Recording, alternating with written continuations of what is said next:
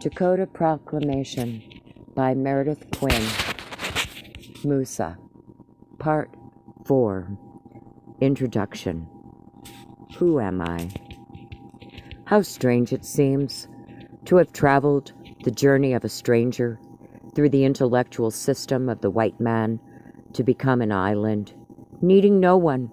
Oh, I'm human, having all his weakness, his demands, but to fill the void that comes from living a total lie, that built languages, religions, races, hates, governments, educational concepts, and a belief that the world would die for, yet having no truth in it, never. Yes, I know you can prove by facts that all conceived situations have their truths. What you don't know is that these facts are built on lies, falsehoods.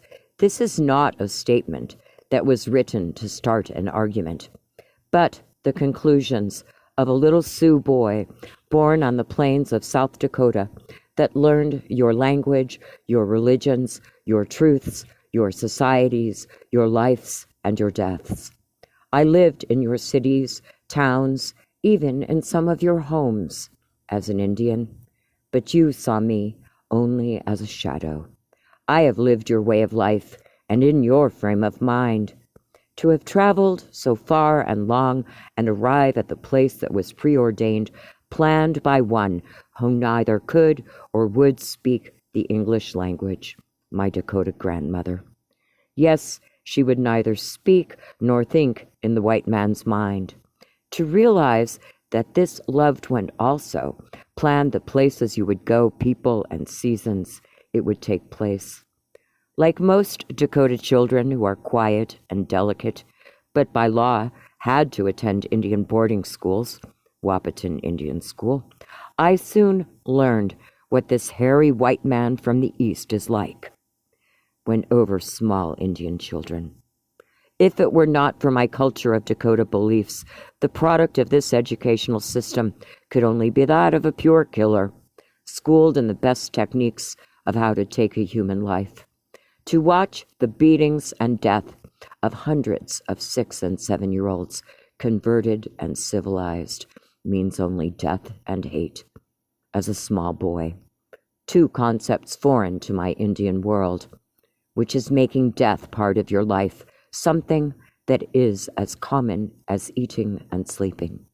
To evaluate the complete world of the white man, to bring all his sciences to one small point, and conclude there is only one reason for the white man to be in Asia, Europe, South America, even in Vietnam, where one side is against the other.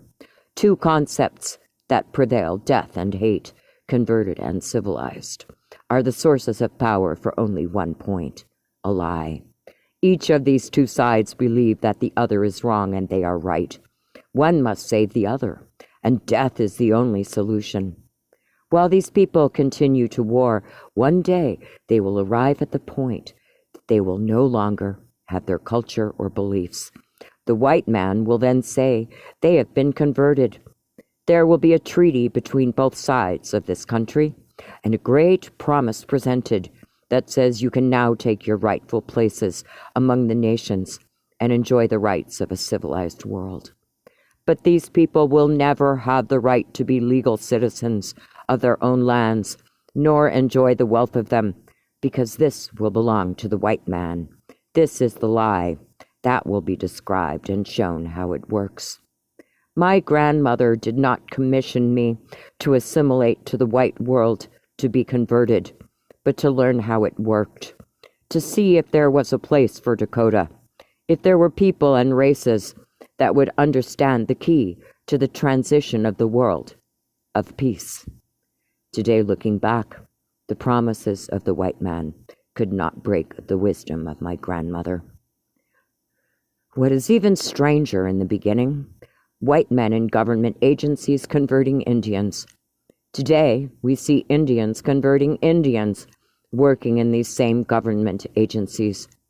How will these Indians answer the Creator when asked, "Did you live the life and lie of the white man?"